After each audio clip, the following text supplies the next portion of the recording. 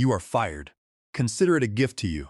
The text message glared back at me from my phone screen as I stood in my wedding suit, holding a champagne glass. Just 10 minutes ago, I had said my vows to Audrey, the love of my life. Now, standing in the quiet hallway of the chapel, surrounded by the scent of fresh lilies and the distant laughter of our guests, I felt a cold shock run down my spine. Jared Holloway, my boss's son and the newly appointed director at Summit Architectural Group, had chosen this exact moment to end my employment. I showed the message to Audrey. She did not panic or look upset. Instead, a small, knowing smile played on her lips. She gently squeezed my hand, kissed my cheek, and said, "Check your messages tomorrow, Arthur. Today is about us." Her calm voice was a solid anchor, but my mind was spinning. I was 50 years old, and I had just lost the career I had poured my life into for the last 2 years. I was the lead project manager at Summit, the city's top architectural firm, and I had worked 80-hour weeks to build their entire modern workflow. But I trusted Audrey, so I put my phone on silent, slipped it into my pocket, and walked out to join our wedding reception. Before I tell you how a single text message brought a multi-million-dollar firm to its knees, let me explain how we got here. If you enjoy stories about workplace justice and corporate reckoning, please take a second to hit the like button and subscribe. It helps ensure the algorithm keeps showing you our stories. Now, let me tell you about the system I built. My name is Arthur Vance. I am meticulous, sometimes to a fault. I am the kind of man who organizes his garage by tool weight and maintains a personal spreadsheet for home energy usage. In my line of work, that level of detail is a superpower. At Summit, my colleagues called me the Index because I could recall structural dimensions, budget margins, and regulatory codes from projects completed months ago without opening a single file. My father was a carpenter and my mother was a librarian. They taught me that precision is a form of respect. When my father got injured during my early years, I worked late shifts at a logistics warehouse while earning my degree in project management. I learned early that without a clear system, everything falls apart. When Lawrence Holloway, the founder of Summit, hired me 2 years ago, the firm was still relying on outdated shared drives and paper logs. Important blueprint revisions were routinely lost, and budget overruns were common. Lawrence gave me a mandate to modernize the entire operation. I spent my first 8 months developing a proprietary database from scratch. I called it the Summit Core. It was a closed system that tracked every blueprint iteration, structural engineering stamp, zoning permit, and cost allocation. I wrote the code myself, utilizing federal trade secret protections to ensure the intellectual property remained mine, licensed only to Summit during my employment. The system was a massive success. Construction delays dropped by 35%, and client satisfaction soared. Lawrence told everyone I was the most valuable asset the company had ever acquired. But then, Lawrence decided to step back from daily operations due to his health. He promoted his 32-year-old son, Jared, to department director. Jared was a man who possessed all of his father's arrogance, but none of his work ethic. He had spent his 20s bouncing from department to department, leaving a trail of frustrated staff behind him. From his first day as my supervisor, the atmosphere turned toxic. Jared was threatened by my standing in the company. He began excluding me from client meetings. When I proposed updating the system training manual for the junior staff, he rejected the budget, claiming it was a waste of resources.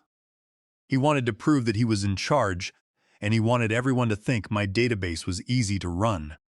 During this stressful period, I met Audrey. She worked as a senior compliance officer at the city's building permit department. She was the thoughtful woman who reviewed our structural submissions. We connected over our mutual respect for regulations and details. Audrey became my sanctuary from Jared's constant undermining. But as we grew closer, she began noticing troubling discrepancies in the files. Summit was submitting for the Downtown Revitalization Project, a massive city contract worth over $40 million. Specifically, these were projects Jared had taken over from me to present to the board. We planned a simple wedding. We did not need a lavish celebration, but as the date approached, Jared's hostility grew. He started dropping hints about restructuring my department and bringing in a younger team. Still, I never expected him to fire me on my wedding day. Back at the reception, while our guests were enjoying dinner, my phone vibrated in my pocket. I excused myself to the restroom and checked the screen. I had 42 missed calls and 15 voicemails. All of them were from Lawrence Holloway. I pressed play on the first voicemail. "Arthur, please call me back immediately." Lawrence's voice sounded strained, almost breathless. "Jared has made a massive mistake. He had no authority to terminate you. We need you to log in right now. The city board is demanding the final structural stamps for the downtown project by Monday morning, and nobody can access the Summit Core database." Jared tried to bypass the security protocols and locked the entire server. 3 more voicemails followed, each more panicked than the last. The final one was from Lawrence himself, pleading, "Arthur, the main engineering firm is threatening to pull their certification if they cannot verify the load-bearing calculations in the database." Jared thought he knew your master password, but he was wrong. The system is completely frozen. Please, name your price. I stood in the bathroom looking at my reflection in the mirror. I wore my best suit and my wedding ring felt warm on my finger. Instead of anger, I felt a calm sense of power. For 2 years, I had maintained the Summit Core. I was the only person who knew the encryption keys and the manual override sequence. Jared had spent months telling his father that my role was redundant. Now, the company was staring at a multi-million-dollar disaster because of his ego. Audrey was waiting for me outside. She looked at my phone and then at me. "I think it is time I told you what I found," she said quietly. "I looked at the recent structural updates Jared submitted to my department last week. He altered the structural steel specifications after the lead engineer signed off on them. He substituted cheaper grade materials to save $2 million on the budget, hoping to pocket the difference as a departmental bonus." My blood ran cold. "That is not just cutting corners, Audrey. That is a structural failure waiting to happen." She nodded. "I have already downloaded the original signed drawings and compared them to his altered uploads. I was going to flag it for an official audit next week. But since he fired you today, you are completely free of any liability. If you had still been there, they might have tried to blame the system or your oversight." I looked at my phone, which was buzzing again with another call from Lawrence. "What do we do?" I asked. Audrey smiled, her eyes bright. "We do nothing. Tonight, we celebrate our marriage. Tomorrow, we board our flight to our honeymoon. Let Jared explain to the city why the database is locked and why the structural plans do not match the engineer's stamps." I slipped my phone back into my pocket, took my wife's hand, and walked back to the dance floor. For the rest of the night, I did not think about Summit Architectural Group. I danced, I laughed, and I toasted to our future. But as we boarded our flight to Costa Rica the next morning, I knew that the storm back home was only just beginning. Costa Rica was beautiful. We stayed at a small, quiet resort tucked between the rainforest and the ocean, far away from the traffic and noise of the city. For the first 3 days, I kept my phone completely powered off. I spent my mornings drinking strong local coffee on the balcony, watching howler monkeys move through the canopy, and my afternoons walking along the black sand beaches with Audrey. It was the first time in 2 years that my mind was not constantly calculating construction schedules or worrying about server load. I felt a peace I had almost forgotten. But on our 4th evening, while we were sitting at a candlelit table overlooking the Pacific, I felt a familiar vibration. I had turned my phone on to check the flight status for our return trip. Instantly, the screen lit up like a Christmas tree. I had 284 missed calls, 96 text messages, and my voicemail box was completely full. Audrey watched me over the rim of her glass. "Is the world ending back home?" she asked with a soft smile. "Pretty close for Summit," I replied. I decided to play the messages on speakerphone so we could listen together. The first one was from Lawrence, recorded on Monday morning, the day the downtown project approval was due. "Arthur, please. We are in a complete crisis. The zoning board rejected our submission because the database is locked and we cannot export the structural verification reports. The client is threatening to sue us for breach of contract. I will double your previous salary of $140, $0 to $280,000 if you log in right now and unlock the system." I deleted the message. The next one was from Wednesday. Lawrence's voice sounded significantly weaker, the confidence completely gone. "Arthur, I know you are angry. Jared was out of line, I have suspended him from his director role. Please, we are losing $50,000 every single day this project is stalled. I will give you a 10% equity stake in the company and make you a full partner. Just give us the database access keys. I deleted that one too. I looked at Audrey. A partner, I murmured. 2 years ago, I would have given anything for that offer. Now, it feels like nothing. Audrey reached across the table and took my hand. That is because you know your worth now, Arthur. And you know that if you go back, you will spend the rest of your life cleaning up Jared's messes while Lawrence watches over your shoulder. You cannot build a clean house on a rotten foundation. So what do you suggest? I asked. She leaned in, her eyes sharp with the intelligence that had made her a top officer at the city department. The City Planning Commission is looking to overhaul their compliance and audit division. They need an independent consulting firm to design a new verification protocol for large-scale developments. They want a system that prevents exactly the kind of structural tampering Jared attempted. The idea hit me with the force of a physical blow. You want me to bid for the city contract? I want you to start your own firm, Audrey said. You spent 2 years building a system for Summit that they could not even run without you. Build a system for the city. Be the gatekeeper. Summit will have to pay you to verify their submissions. And they will have to do it on your terms. By the time our plane took off from San Jose the following Sunday, I had drafted a complete business plan on my tablet. I mapped out the software requirements for a public compliance database, the fee structure for independent audits, and the staffing needs for the first 12 months. I named the company Vance Compliance Consulting. On Tuesday morning, exactly 10 days after my wedding day, the business registration went public on the state registry. My phone rang less than 30 minutes later. Lawrence Holloway, Arthur. Thank God you are back, Lawrence said before I could even greet him. He sounded like a man who had not slept in a week. I saw the registration. You started a consulting firm. This is perfect. We will hire your firm immediately. Whatever your retainer is, we will double it. Just get the database unlocked so we can submit the plans for the downtown project. I let the silence hang on the line for 5 long seconds. The sound of Lawrence's heavy breathing was the only noise. I am afraid I am not available for private hire by Lawrence, I said calmly. What do you mean? You have a consulting firm now. We are your biggest client. My first client is the City Planning Department, I replied. I have just signed a contract to design and manage the new structural verification protocol for all major city developments. From now on, any submission Summit makes will have to pass through my firm's independent audit before the city will even look at it. There was a sharp, sudden gasp on the other end of the line. I could hear Lawrence processing the implications. If my firm was managing the city's compliance audit, we would immediately flag the altered structural drawings that Jared had submitted. Arthur, please, Lawrence's voice cracked. Jared made a terrible mistake. He was jealous of your relationship with me, of how much I trusted your work. He thought he could prove himself by cutting costs and managing the system on his own. He is young. He is my son. Do not ruin him. Some bridges are meant to burn. Lawrence, I said, and when they turn to ash, you do not rebuild them. You build a better road somewhere else. I ended the call and looked out the window of my new home office. I felt no anger, no malice.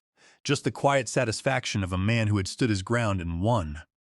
The next week, my contract with the city officially began. Using my knowledge of how architectural firms manipulated data to bypass zoning laws, I designed a 3-phase verification system. It required digital signatures from the structural engineers at every stage of the design.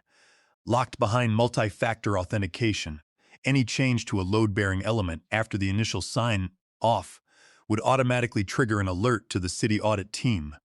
As part of the system implementation, the city ordered a retroactive audit of all submissions from the past 6 months. My team began reviewing the files Summit had submitted for the downtown revitalization project. The findings were worse than Audrey had originally documented. Jared had not only substituted cheaper steel, he had also thinned the foundation specifications by 15% and removed 2 fire exit access points from the main blueprints to fit more office space. It was a recipe for catastrophe. The city's response was immediate and merciless. The downtown project was halted, and Summit's permit was revoked. The city council voted unanimously to terminate their contract and reassign the project to a competing firm. Jared Holloway was placed under investigation for fraud and document forgery. His professional project management certification was suspended indefinitely, and he was blacklisted from any city-funded work. Summit Architectural Group lost the $40 million contract. Their reputation, which Lawrence had spent 30 years building, collapsed in less than a month. Through my industry contacts, I heard that Lawrence had suffered a minor heart attack from the stress and was hospitalized. I felt a brief pang of regret for the old man, who had been a decent mentor to me in the beginning, but he had chosen to protect his son's incompetence over the safety of the public and the integrity of his business. Meanwhile, Vance Compliance Consulting thrived. Within 6 months, we had 12 full-time employees and contracts with 3 neighboring municipalities. Audrey resigned from her city job to join me as our chief legal compliance officer. We were building a legacy together on our own terms. Exactly 1 year after the day I was fired, a thick, cream-colored envelope arrived at my office. It was addressed to me in Lawrence Holloway's neat, old-fashioned handwriting. By this time, Vance Compliance Consulting had grown significantly. We had just moved into a larger office space downtown, and Audrey and I had bought our first home, a beautiful 1920s craftsman house that we were renovating together. Our lives were full, busy, and successful. I opened the letter. "Dear Arthur," it began. "Some debts can never be fully repaid, but acknowledgement is the beginning of atonement. I have spent this past year trying to rebuild what my son's arrogance and my own blindness destroyed. Jared has completed a court-ordered professional ethics course and is currently working in a junior position under strict independent supervision. Summit has new leadership and new rigorous protocols. We have overhauled every system and submission process. I am writing to ask if you would consider meeting with me. Not to return to Summit, as I know that bridge is turned to ash, but to consult on our new safety systems to ensure we never fail the public trust again. Sincere regards, Lawrence Holloway." I showed the letter to Audrey that evening while we were preparing dinner. "What do you think?" I asked. "Should I meet with them?" Audrey read the letter slowly, then looked up at me. "What would be your purpose in going?" she asked. "Closure? Vindication? Or just professional curiosity?" I thought about it for a moment. "Probably a little bit of all 3, I admitted. "And maybe I want to see if a man like Lawrence can actually learn from his mistakes." "Then you should go," she said, kissing my cheek. "But remember, you are the one holding the keys now." I scheduled the meeting for the following Thursday at 10 a.m. Gregory had requested we meet at Summit's offices. At first, I wanted to refuse. I did not want to step back into the building where I had been humiliated. But then I realized that returning as an independent authority, rather than a subordinate, was the ultimate form of vindication. When I walked through the glass doors of Summit's lobby, the atmosphere felt different. The receptionist, a new face, stood up immediately when I gave my name. "Mr. Vance," she said, her voice full of respect. "Mr. Holloway is waiting for you in the main conference room. Please follow me." As I walked down the familiar hallways, I noticed the changes. The desks were clean, and the screens displayed new, structured compliance software. The old, chaotic atmosphere was gone. It looked like a professional firm again. The conference room door was open. Lawrence was sitting at the end of the long mahogany table, looking much older than he had a year ago. His hair was completely white, and his face was lined with deep stress. Beside him sat Jared. The arrogance that had once defined the young man was completely gone. He sat stiffly, his eyes fixed on the tabletop. Lawrence stood up immediately and extended his hand. "Arthur, thank you for coming," he said. His grip was firm, but his voice was quiet. I shook his hand, then took a seat across from them. I did not offer any small talk. I simply waited. Lawrence cleared his throat and looked at his son. "Jared has something he needs to say to you first, Arthur." Jared finally looked up. His eyes, which had once looked at me with such contempt, were now subdued. "I owe you a sincere apology, Arthur," he said. His voice was barely above a whisper. "What I did to you on your wedding day was unprofessional, vindictive, and completely unacceptable. Worse than that, my actions put public safety at risk and nearly destroyed this firm. There is no excuse for what I did. I am truly sorry." The apology sounded rehearsed, but the shame coloring Jared's neck and face was genuine. Still, an apology did not change the past. I appreciate the words, Jared, I said. Keeping my voice flat and professional, Lawrence slid a blue folder across the table toward me. This company has been restructured from the ground up, he said. Jared is no longer in management. He works as a junior drafter, and every single one of his files must be verified by 3 separate engineers. We want to hire Vance Compliance Consulting to perform a complete audit of our new protocols. Inside is a contract offering a retainer of $150,000 for a 6-month review. As I scanned the contract, Jared reached into his jacket pocket and pulled out a smaller envelope. He placed it on the table and slid it toward me. This also belongs to you, Jared said, his hands shaking slightly. I opened the envelope. Inside was a cashier's check for exactly $24,500. What is this? I asked. That is the exact cost of your entire wedding, Jared said, down to the last flower arrangement. My cousin's best friend was your wedding planner. I asked for the total. I wanted to pay it back, consider it our gift to you, the one I claimed to be giving when I had no right. I stared at the check, then at Jared. Beside the check, he placed a small silver USB drive. And that is the source code for the Summit Core database you built, Jared added. We managed to restore basic operations, but we cannot run it properly without you. It belongs to you. You can take it, or you can delete it. I looked at the silver drive. For 2 years, I had poured my intellect into that system, only to have it used as a weapon against me. And now, these 2 men were offering me money and my own software back, hoping to buy their way back into my good graces. A flash of anger flared in my chest. Did they really think $20,500 could erase the humiliation of being fired by text on my wedding day? But as I looked at Lawrence's tired eyes and Jared's humbled posture, the anger faded. I realized something profound. True power is not about crushing your enemies until they are destroyed. It is about having the power to destroy them and choosing instead to let them rebuild themselves under your rules. I slid the check back across the table. The check is unnecessary, Lawrence, I said, standing up. Seeing your son learn the value of integrity is gift enough for me. I picked up the blue folder and the USB drive. I will review your audit proposal, I continued. But my fee will be $300,000, paid entirely in advance. And I have one more condition, name it, Lawrence said immediately. Jared will personally complete every single compliance and training module my firm assigns, I said, looking directly at the young man. He will learn every regulatory code, every safety protocol, and every verification step from the ground up. He will become the company's foremost expert on doing things the right way. If he fails a single module, the contract is void. Jared swallowed hard, but he looked me in the eyes and nodded. I understand, Arthur. I will do it. I gathered my coat and walked toward the exit, leaving the wedding refund check sitting untouched on the mahogany table. That evening, as Audrey and I discussed the meeting over dinner, my phone pinged with a news alert.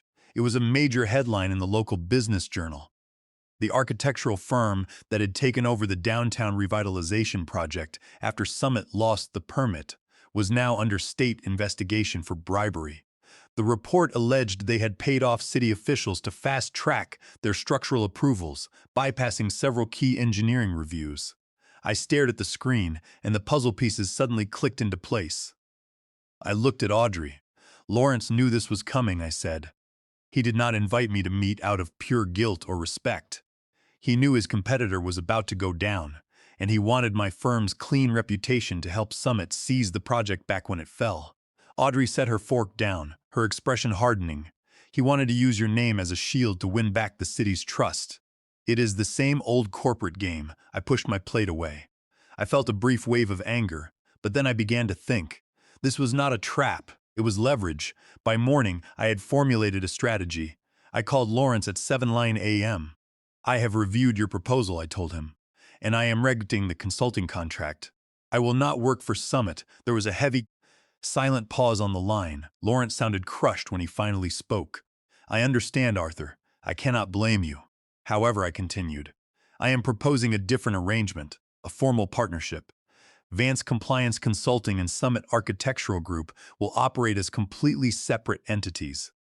But we will bid for the downtown project as a single joint venture. My firm will have absolute veto power over all structural, safety, and compliance decisions. We manage the project workflow. You handle the creative design and construction.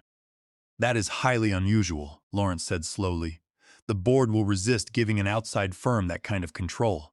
You fired me on my wedding day, Lawrence, I replied. Unusual situations require unusual safeguards. I am not putting my reputation at risk for Summit unless I hold the steering wheel. If you refuse, I will present my own independent compliance proposal to the city for the project, and I will recommend they select a different design firm. You have 24 hours to discuss this with your board, I added, and then I hung up. Exactly 23 hours later, Lawrence called back. The board had approved the partnership with a 3-year minimum commitment. 2 weeks later, the competitor firm was officially stripped of the contract, and the city announced that our new joint venture had been awarded the $40 million downtown revitalization project. The local newspapers called it a new era of accountability in public construction. Jared was assigned to the project as a junior coordinator, a role 5 levels below his former director position. Every morning, my team sent him a detailed training module on structural safety and municipal compliance. Every evening, he was tested on the material. If he failed a single question, he spent the next day repeating the module. To my surprise, Jared did not complain. He showed up to work early, completed every assignment, and began asking thoughtful, intelligent questions. He was quiet, focused, and worked with a quiet determination I had never seen in him before. About 3 months into the construction phase, I arrived at the downtown site at 6:30 a.m. for an unannounced concrete pour inspection. The sky was still a pale gray and the morning air was cold. As I walked past the heavy machinery, I spotted a figure in a hard hat and high-visibility vest standing near the foundation forms. It was Jared. He was holding a clipboard, checking the concrete truck delivery tickets against the approved mix specifications. You do not need to personally verify the slump tests, Jared, I said, walking up behind him. That is what the site engineers are for. Jared flinched slightly, then turned to face me. He looked tired, but his eyes were clear. I know, Arthur, he said, but I want to understand every step of the process. If I do not learn how to verify the materials at the ground level, I will never understand why the compliance regulations exist in the first place. I studied his face, looking for any trace of the arrogant, spiteful man who had fired me via text. I saw none. I saw only a humbled professional trying to rebuild his career from scratch. I decided to ask the question that had been in the back of my mind for a year. Why did you do it, Jared? I asked. Why choose my wedding day to fire me? Jared looked down at his clipboard, his shoulders dropping. Because I knew you were right about everything, he said quietly. I knew the training manuals were necessary. I knew my budget cuts were dangerous. But I could not stand the fact that you had built a system so essential that my father respected you more than he respected me.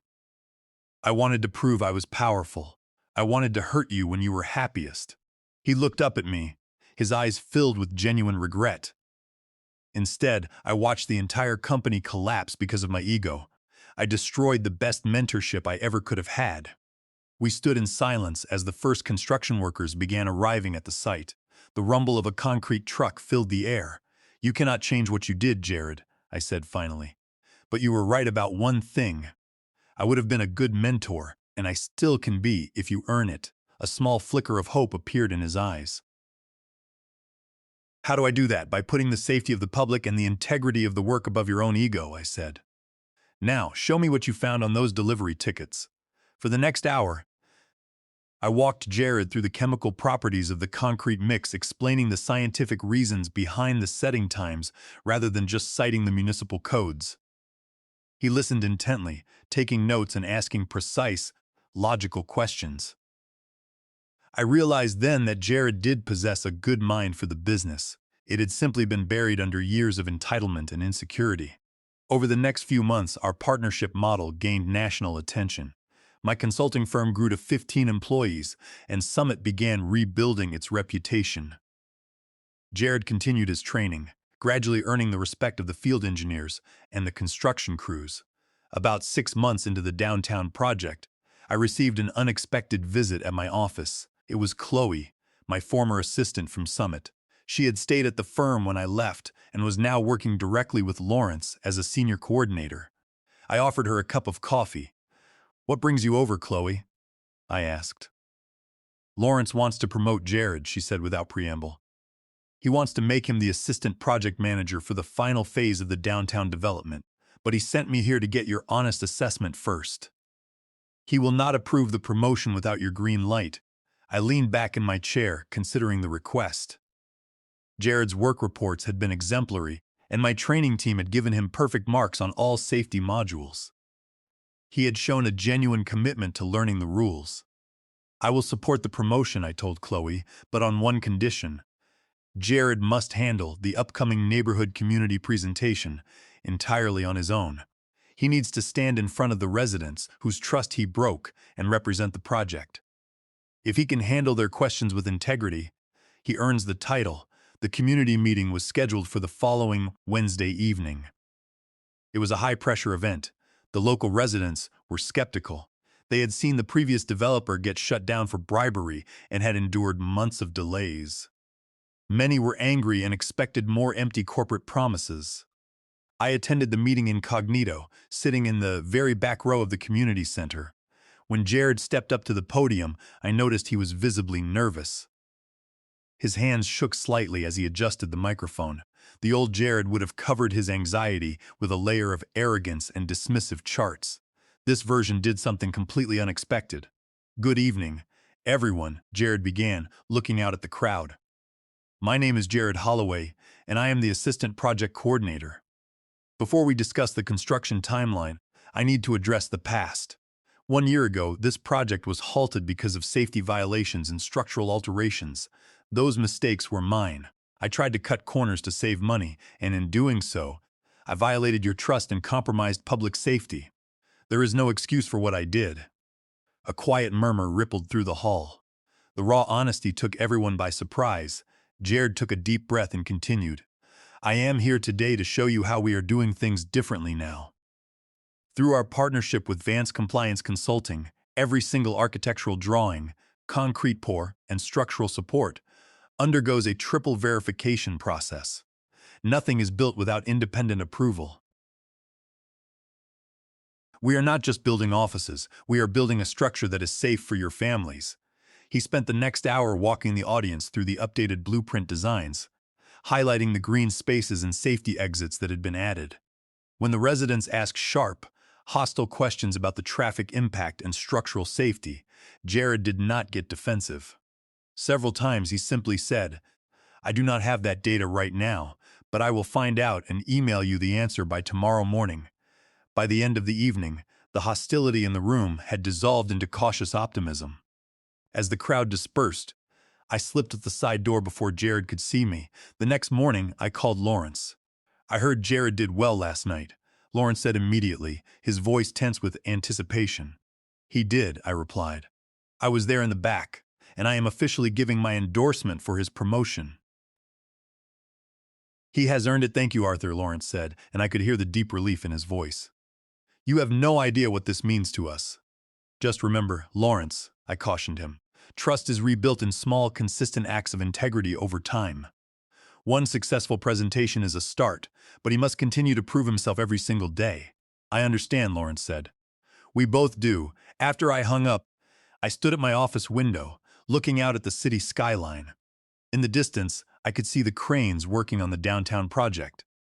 I realized then that this was not the scorched earth revenge I had imagined on my wedding day when my phone was buzzing with missed calls. It was something much more valuable. I had not destroyed Summit. Instead, I had created a system where they were forced to adapt to my standards. I had built a thriving business, protected public safety, and helped guide a young man away from a path of corporate dishonesty. That evening, Audrey and I walked past the downtown construction site on our way to dinner. The setting sun reflected off the steel frame of the new buildings, casting a warm orange glow across the concrete plaza. "Are you satisfied with how it all turned out?" Audrey asked, wrapping her arm through mine. "I am," I said. "The buildings are safe, the community is getting their park, and my firm has secured its future." She smiled. "You know, when I showed you that text on our wedding day, I thought you would want to burn the whole place down." "I thought about it," I admitted. "But you showed me that the best revenge is not destruction. It is building something better on your own terms and making the people who tried to hurt you play by your rules. Audrey laughed. Speaking of which, the renovations on our Craftsman house are finally complete. Should we invite Lawrence and Jared over for a celebratory dinner? I smiled and shook my head. Let us not push it. Professional respect is one thing, but friendship is quite another. Fair enough, she agreed. One step at a time. As we walked toward the restaurant, my phone buzzed in my pocket. I pulled it out and saw a text message from Jared. Thank you for supporting my promotion. I will not let you down. I stared at the screen for a moment, then typed my response. Make sure you do not. Some gifts cannot be returned. I hit send, realizing the date. It was exactly 1 year to the day since Jared had sent me his gift on my wedding day. The symmetry was perfect, and I knew the message was clear. In the end, I did not get even. I got ahead, and I did it by rising so far above my enemies that they would spend the next several years climbing just to reach the standard I had set. If you have stayed with me through this story, ask yourself, could you show the same restraint? Could you turn a betrayal into an opportunity to build something lasting? It is not the easiest path, but the most satisfying victories are the ones where you rebuild from the ashes of what tried to destroy you. If this story resonated with you, please take a moment to like the video, subscribe to the channel, and share your thoughts in the comments below. Have you ever turned a professional betrayal into a personal victory? I would love to read your stories. And make sure to hit that notification bell so you never miss another story of corporate justice and success on your own terms.